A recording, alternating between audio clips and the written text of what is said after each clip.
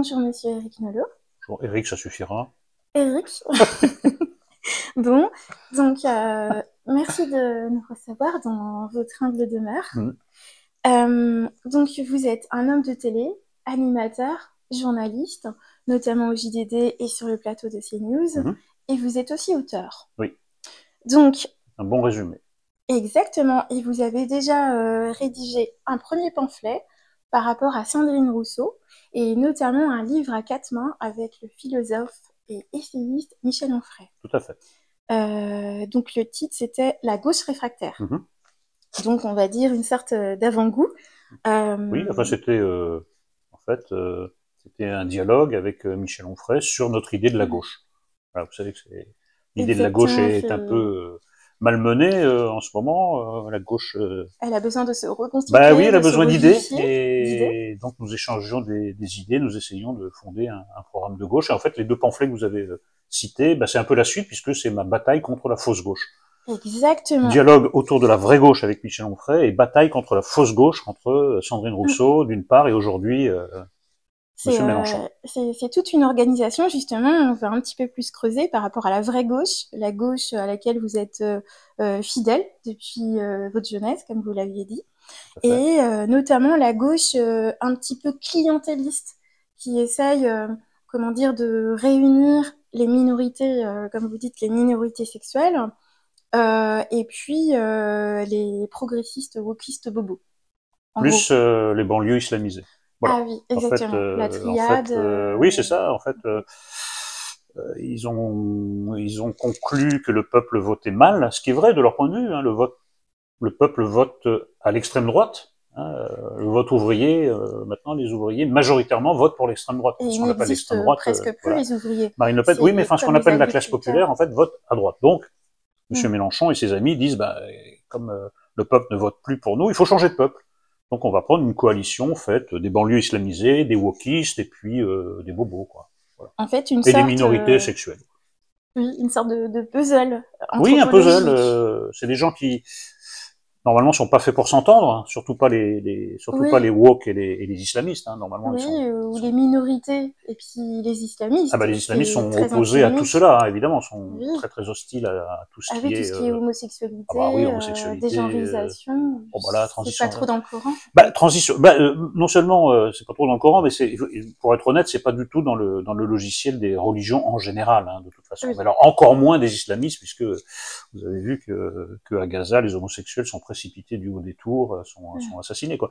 Donc pour l'instant, c'est une coalition hétéroclite qui fonctionne tant bien que mal. Un jour, ils finiront par s'entretuer, mais Monsieur Mélenchon compte sur cette union provisoire pour parvenir à ses fins. Ses fins, c'est pas vraiment le pouvoir, mais c'est d'être opposé à Madame Le Pen au second tour, de perdre, et ensuite, pendant 5 ans, d'organiser une insurrection jour et nuit, de rejouer la Révolution française, si vous voulez. Un peu comme 1793. C'est même pas la Révolution de 1789, c'est après, quand il y avait le règne de la terreur. Oui, c'est la terreur qui les intéresse, c'est la violence politique. C'est des gens qui sont fascinés par la violence politique. Madame Garrido et Monsieur Corbière ont un portrait de Lénine dans leur salon. C'est intéressant, hein. Lénine, c'est l'inventeur du goulag. C'est intéressant d'avoir C'était le petit père des peuples, je crois. Non, ça c'était Staline, mais c'est un peu la même mouvance. C'est pas exactement ça. C'est qu'on nous a expliqué pendant longtemps que Staline c'était le méchant, et puis Lénine c'était le gentil qui avait été trahi par Staline. Et en fait, on s'aperçoit que c'est de la foutaise. Lénine était un bourreau, c'est l'inventeur du goulag, de tout le système totalitaire. Mais ces gens-là, écoutez, vouent un culte à Robespierre qui a envoyé les gens à la guillotine par paquet de 10, et par Lénine qui a inventé le goulag. Ça en dit beaucoup sur eux, je pense. Et justement, vous avez une théorie dans votre pamphlet pour expliquer un peu la déliquescence de la France. Bon, après, ça fait pas tout, mais le fait que, comment dire, dans la maison Mélenchon, pour reprendre votre terme, dans la maison Mélenchon, il y a une fascination pour les bad boys, pour les voyous. Alors, est-ce que vous pouvez nous expliquer qu'est-ce que c'est pour vous je vais vous l'expliquer, je vais essayer en tout cas en 2 temps. Il y a d'abord eu au-delà du cas particulier de M. Mélenchon, il y a toujours eu à gauche une fascination pour les délinquants. Fascination pour les marginaux, parce que dans la doxa de gauche, le marginal, c'est la victime de la société. S'il est devenu délinquant, c'est que la société le traitait de manière injuste. Alors ça, c'est la base qu'a reprise M. Mélenchon. Mais s'ajoute à cette base-là, chez M. Mélenchon, la fascination pour 2 autres figures masculines toxiques. La figure du révolutionnaire, Révolutionnaire, c'est une figure masculine toxique parce que c'est vraiment le type qui respecte pas la loi. Mais oui, c'est un type libre, affranchi. Fidel Castro, en fait, c'est ça. Fidel Castro et d'autres, enfin en tout cas ceux qui s'emparent du pouvoir par la force et qui n'ont pas peur de violer la loi parce que c'est un excès de virilité toxique. Oui, parce qu'ils ont un idéal et cet idéal, ils cherchent à l'appliquer par la force. Et puis il y a une troisième figure masculine toxique, c'est l'imam intégriste. Vous avez vu que la France insoumise a défendu les imams qui ont fini par être expulsés, Iqiyoussen et Majouli. Et eux, c'est des figures masculines. La place de la femme est à la cuisine. Il y avait un sketch. Oui, de toute façon, écoutez, ils tiennent des propos très clairs. Hein. La place d'une femme est à la cuisine. Une femme qui sort dans la rue sans son mari, c'est absolument impossible, etc. Donc cette fascination pour trois figures très différentes, hein, les unes des autres, de masculinité toxique est très troublante. Donc M. Mélenchon en a encore rajouté sur malheureusement ce travers de la gauche qui est de célébrer les délinquants et les criminels. J'y accorde une place importante dans mon pamphlet parce qu'il me semble que ça n'a pas été assez analysé. Donc c'est vrai que c'est assez nouveau comme thèse et vous la défendez bien. J'ai vu ça, mais c'est intéressant parce que je vais sauter quelques questions pour rebondir parce que vous savez que le pape il s'est exprimé dernièrement, on en avait besoin, notamment sur le fait qu'il est contre la théorie des genres, le changement de sexe chez les ados. Et ce qu'on peut dire aussi, la dégenreisation massive, parce qu'en ce moment, on le sent aussi bien en tant que femme que quand on discute avec les hommes, c'est qu'il y a un sentiment assez prégnant d'émasculation, d'une part, et aussi, comment dire, le fait que on n'arrive plus à vivre ensemble en tant qu'hommes et femmes, on n'est plus dans la complémentarité, mais dans une course, comment dire, dans une course où c'est la guerre des sexes. Voilà. Et en fait, le pape, il disait que tout cela, ce nouveau paradigme, fait que le statut des femmes est d'autant plus fragilisé, et notamment la cellule familiale. Donc, en tant que journaliste, Eric, vous savez que les statistiques actuellement en France sont catastrophiques pour le taux de natalité, la fécondité et même la baisse de la libido chez les jeunes. Donc, j'ai vu ça. C'est vrai. Et pensez-vous qu'il existe un corollaire entre, comment dire, ce côté un peu la course à la dégenreisation et la baisse de la fécondité? Enfin, cette perte de repères. Moi, je pense que c'est un problème plus global. Il y a effectivement un trouble de l'identité sexuelle parce que quand vous encouragez des enfants, parfois très jeunes, à entamer une transition de genre, qui est quand même quelque chose d'extrêmement lourd. Irréversible, en plus, on peut pas revenir en arrière. Malheureusement, il y a des gens qui essayent de revenir en arrière parce qu'ils pensent être fourvoyés. Donc, en fait, ils traversent deux fois cette terrible épreuve quand même, parce que ça passe par des choses quand même très très lourdes. Psychologiquement et physiquement. Oui, à des âges où, à mon avis, ils ne sont pas en âge de prendre cette décision parce qu'ils ne sont pas encore trouvés, ils se cherchent. Bon, voilà. Donc, je trouve ça. De l'adolescence. C'est l'adolescence, ce qu'on appelle l'adolescence. Je trouve ça criminel de profiter de cet âge vulnérable pour essayer de pousser la transition de genre. Après, pour le phénomène... Peut-être aussi, peut-être qu'il y a un système financier derrière. Ah, mais de toute façon, il y a toujours, hein, il faut toujours chercher l'argent. Hein, il y a des tas de gens qui ont fait de la transition de genre un business, donc tout s'explique aussi par là. Mais je pense que le phénomène est plus global quand la fréquentation d'Internet, des réseaux, vous pousse de plus en plus vers les relations virtuelles, évidemment. Les relations dans la réalité, écoutez, passent au second plan. Et eh bien, vous prenez l'habitude, en quelque sorte, d'être en relation avec des gens qui ne sont pas là physiquement. Des avatars, en quelque sorte. Pardon ? Des sortes d'avatars ou des hologrammes. Alors, non, ça va sans aller jusqu'aux avatars, aux hologrammes. Simplement, vous correspondez avec des gens qui ne sont pas là physiquement. Vous correspondez via des applications, via des sites. En fait, vous êtes assez peu en présence physique des gens. Oui. Donc, écoutez, d'abord pour la libido, en effet, c'est pas terrible. Et alors surtout, je veux dire que une rencontre amoureuse, ça suppose d'être en présence physiquement. Exactement. Si vous prenez l'habitude que vous soyez à des kilomètres les uns des autres, non, ça va pas marcher. Donc, je pense que c'est un problème plus global.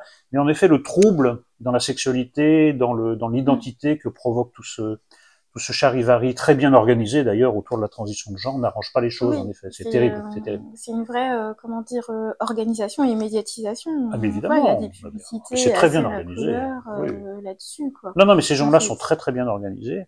Il faut pas les prendre pour des amateurs. Ce sont des professionnels qui essayent de nous imposer un monde Mais pourquoi un que nous ne monde où on voulons se pas. reproduirait pas, un monde où on Oui, utiliserait encore plus d'antidépresseurs, en plus on est oui, assez champion d'Europe de consommateurs de psychotropes et d'antidépresseurs en oui, France. oui, Donc tout à fait. Mais c'est un pays angoissé, la France. Mais après la chute de la natalité, en effet, dans certains discours écologistes, même pas extrémistes, mm, moyens, on vous dit, bah, il faut réduire le nombre de personnes. Donc, en fait, mm. il y a un discours ambiant, si on met Oui. A plus B plus C, qui fait qu'en effet, tout mène vers une baisse de la natalité, une Mm. baisse de la C'est fécondité et même une intéressant, c'est baisse de un la libido. ensemble, et Oui, même oui, de la libido. En fait, ça nourrit ce qu'on appelle l'anxiété, l'éco-anxiété, en fait. l'éco-anxiété. Mais C'est enfin, ça. l'éco-anxiété n'est qu'une anxiété parmi beaucoup d'anxiétés de nos contemporains. Voilà. Mm. Qu'ils essayent de soigner avec des antidépresseurs, une Mm. consommation record de cannabis. Nous sommes également les Exact. recordmen d'Europe de consommation de cannabis. Voilà. Mm. Non, c'est un pays qui ne va pas bien, la France. Et Alors, comment faire voilà. pour améliorer la situation? Bah, déjà nommer les choses, dire ce qui ne va pas, parce Nommer, que trouver des voilà, causes et des trouver les solutions causes aussi. et remédier. C'est pas si compliqué que ça, c'est-à-dire que le diagnostic, tout le monde le fait, on le fait en quelques minutes, c'est pas très difficile. Mm. Ensuite, bah, trouver les remèdes, c'est pas très compliqué non plus. Ce qui manque, et c'est l'ingrédient Des essentiel, hommes et des femmes de force, oui, d'ambition, qui c'est ne la, soient non, pas le vendus. courage, ça Le s'appelle le courage. courage politique. Donc, le sens de l'honneur. Bah, le sens de l'honneur, c'est peut-être un grand mot, mais simplement le courage politique, de vouloir le bien de son prochain. On voit bien qu'il y a beaucoup de Français qui vont mal. Mm. Seulement, nous avons des responsables politiques qui disent après moi le déluge. Alors, on voit que la crise s'installe, on laisse la crise jusqu'au bout, on Perdurer. bricole un peu, puis on se dit bah le prochain, on lui refile le mistigris et puis bonne chance à lui. C'est un peu irresponsable, je trouve, vis-à-vis des générations Oui, des futures. citoyens et des générations à venir, Absolument. effectivement. Alors, bon, ne tournons pas autour du pot. Avez-vous pensé, comme votre comparse et ancien collègue, qui s'appelle aussi Eric, d'entrer en politique? Non, on me l'a proposé très souvent, J'imagine. mais non, je pense pas être fait pour ça. D'ailleurs, puisque vous me parlez d'Éric Zemmour, Oui. j'ai pu observer ce que ça faisait d'entrer en politique chez lui. C'est quand même un prix très lourd à payer. Et quel est le prix à payer Bah, vous avez vu le nombre d'attaques, Ah oui. voilà, même sur sa vie privée, ça a été très loin, ça a été odieux. Ensuite, vous sacrifiez évidemment beaucoup de votre temps. Et puis, écoutez, je vais pas me faire passer pour quelqu'un que je ne suis pas. Moi, je suis regardez autour de vous, je suis un lecteur essentiellement. Un Euh, créatif et oui, j'aime un écrire, contemplatif aussi. j'aime lire un contemplatif, j'aime être avec mes chats, j'aime aller au cinéma, au théâtre. Je ne suis pas opposé à la politique en tant que telle. La preuve, ce livre, comme le pamphlet sur Sandrine Rousseau, ce sont des livres politiques. J'agis de manière politique, mais je crois que je serais très très mauvais en tant que politicien. Donc je ne vais pas me forcer à tenir un rôle dans lequel je ne serais vraiment Mm. pas ni efficace ni à mon avantage. En fait, est-ce qu'on pourrait utiliser le terme avec vous de lanceur d'alerte derrière vos pamphlets? Est-ce que c'est un Oui, bien moyen sûr. de piquer Oui, un petit peu, de créer des sursauts en fait oui, bien dans sûr. Et les ondes? d'ailleurs, les alertes que je lance sont reçues par un nombre de plus en plus important de personnes sur les réseaux sociaux, sur Twitter. J'ai un Mm. compte qui, voilà, j'en suis à 230 000 abonnés, qui Ouais, sont c'est vrai, très c'est pas mal. réactifs. Ils sont Ouais. très réactifs en plus. Parce que Mm. parfois vous avez des comptes avec beaucoup d'abonnés, mais les gens ne Oui, viennent peut-être là, il n'y jamais, a ne pas réagissent jamais. d'interaction. Non, il n'y a pas d'interaction. C'est Là, vrai. il y a même beaucoup d'interaction parce que ça prend souvent la forme de l'insulte, de la violence, de la menace, de la Mm. diffamation, etc. Enfin, ça, c'est les bonheurs d'Internet. N'épiloguons pas là-dessus parce Des que tout le haters. monde, oui, tout le Je monde, oui, sais les passer haters, derrière mais tout son le monde passe écran. par là, c'est pas très important. Même les menaces de mort, faut pas les prendre trop au sérieux. Les chiens aboient, la Ni, caravane passe. ni trop peu au sérieux quand même. Faut faire un Mm. peu attention, mais Faut faire sans la part excès. des choses. Donc, Mm. je sais que ma parole porte, en tout cas pour certaines personnes. Donc, oui, ce rôle de lanceur d'alerte me convient, la définition me convient. Mais je me vois pas dans un autre Dans rôle. un autre cadre. Je suis un lecteur contemplatif amoureux des chats. Alors justement, le lecteur contemplatif amoureux des chats a des origines avec la Vendée. Alors quel lien entretenez-vous avec votre fief, si on peut dire, le fief de la Vendée où il y avait les Chouans? Donc, C'est très lointain, hein. C'est très oui. lointain. On m'a offert récemment mon arbre généalogique. Et en effet, mes ancêtres étaient vendéens du côté de mon père. Hein. Du côté de ma mère, ils étaient vosgiens. Nolo, c'est un D'accord. nom typiquement vendéen. Mais il y a une rupture à un moment. Mes ancêtres n'ont pas bougé de quelques villages vendéens pendant des siècles. Et un jour, ils se sont perdus. Dans les Euh, montagnes? Non. mais non, ils sont allés on ne sait où, on ne sait où. En réalité, il y a des traces de ma famille, mais je ne les trouve plus en Vendée. Je sais que mes ancêtres vivaient là, mais D'accord. il y a plus de traces en Bourgogne du côté de mon père, Ah oui. parce que la famille apparemment a migré Peut-être jusqu'en par Bourgogne. rapport aux guerres, Non, c'est bien ça n'a rien après. à Hein. voir, Non, non, c'était c'était après. bien après. Mhm. Et donc il y a assez peu de traces. Mais je sais que quand je vais en Vendée, il y a des nolos plein l'annuaire de Vendée, avec l'exact orthographe ou des variations. Mm. Mais les traces familiales, elles sont en Bourgogne et dans les Vosges. Et puis moi, j'ai passé mon enfance dans le sud-ouest. Voilà. Donc non, mes rapports D'accord. à la Vendée sont attestés par Lignée quand même. oui, cette longue lignée, cet arbre Mm. généalogique très fourni. Mais ça a un peu disparu de la chronique familiale. Bon. On arrive aux dernières questions, Je vous en comme prie. je sais que vous êtes un homme pressé. Toujours. Donc, justement, qui dit pressé dit nouveau projet. Peut-on avoir quelques primeurs ou quelques bribes de vos projets? Alors, les nouveaux projets, me reposer après la promotion de ce livre, parce que Mm. c'est assez fatigant, en fait. C'est un plaisir hein, de faire la promotion, mais c'est un peu fatigant. Et puis, C'est assez intense, hein. là, je viens de faire 2 livres politiques de suite, j'aimerais revenir au Mm. roman. Donc, j'ai Ah, un roman en train, là, d'accord. qui commence à se dessiner. Il y a quelques pages d'écrites même, mais Donc commence à se avec une dessiner. thématique plus Bah, c'est de c'est vraiment rien à voir avec les thèmes oui, rien à politiques. voir Ça avec se la passera même politique, pas, ça se passe pas à ça se passe Paris, pas à ça va Paris, se ça se passer. passe même pas en France. D'accord. Et voilà. Donc, Un nouveau décor. oui, un nouveau décor et puis une nouvelle écriture. Hein. On est beaucoup plus libre dans le roman. Hein. C'est juste vous et votre imagination. Tandis que Exact. là, je dois Après, ça partir de. dépend. Faut faire attention parce qu'il y a des polémiques, comme vous savez, par rapport à Sylvain Tesson. C'était un Ah roman oui, oui, avec les faits, il s'est oui. fait Non, non, torpiller. oui. C'est un Enfin, peu dommage. d'ailleurs, c'était pas exactement un roman parce que en fait, c'était un Mhm. voyage à travers l'Europe celte. Et Exact. donc, on lui a Mhm. reproché, qui dit celtitude, dit extrême droite, quoi. Donc, Enfin, c'est tellement oui, ridicule, enfin, c'est vraiment c'est grotesque, vraiment quoi. une étroitesse Non, mais moi, d'esprit. je m'en Mm. fiche un peu des polémiques. D'ailleurs, quand vous écrivez, vous ne souciez pas des polémiques. Simplement, je trouve que Mm. l'écriture est plus libre parce que c'est vous et votre imaginaire. Tandis que là, je pars de la situation, je pars de personnalités existantes. Mm. D'un côté, Sandrine Bien Rousseau, sûr, où maintenant on peut Jean-Luc vérifier, ce Mélenchon, sont voilà. des faits avérés, en Voilà. fait. Tandis que là, vous êtes en pleine liberté et j'ai besoin de retrouver cette liberté. Voilà, 2 pamphlets à la suite. Peut-être j'y reviendrai, mais pas tout de suite. Eh bien, justement, jamais 203 par rapport à ces pamphlets. Vous pensez à quelle personnalité politique pour le troisième pamphlet? Écoutez, pour l'instant, j'ai pas d'idée précise parce que à travers Sandrine Rousseau Et et Mélenchon, Jean-Luc c'est quand même Mélenchon, des sacrées figures. oui, mais j'ai identifié, à mon avis, les 2 principaux dangers qui nous guettent, c'est-à-dire 2 projets de destruction de notre civilisation, ce qui sont le wokisme et l'islamisme. Donc, Mm. il me semble que j'ai traité les 2 dangers les plus urgents et j'attends un peu pour savoir comment les choses vont évoluer. Mais franchement, je vais au moins observer une pause d'1 ou 2 ans pour me consacrer à ce roman et me vider un peu la tête de toute cette fréquentation des politiques, parce que mon univers, c'est la Mm. littérature, c'est la fiction et c'est moins la politique, même si j'ai écrit ces livres. Mm. C'était une Mu nécessité, quelque Oui, part. oui, mais pas, ce sont des livres de colère, ce sont des Mm. livres d'inquiétude. Il fallait que Mm. oui, j'ai ressenti la nécessité de les écrire, mais là, ma nécessité se porte vers le roman, et je sais que la nécessité, c'est ce qui porte l'écriture. Si vous ressentez la nécessité, ça va Faut bien y se aller. passer. Si vous Ouais. forcez, ça va Mm. se voir et ça va être moins bon. D'accord. Ah, c'est beau. C'est justement le beau qui sauvera le monde Mais la et beauté l'humain. sauvera le monde, oui. J'espère qu'il est déjà pas trop tard, mais voilà. Misons sur la beauté et voyons si elle peut sauver ce qui reste à sauver, parce que beaucoup a été perdu et saccagé déjà, Mm. hélas. Un dernier mot, un message pour les visiteurs?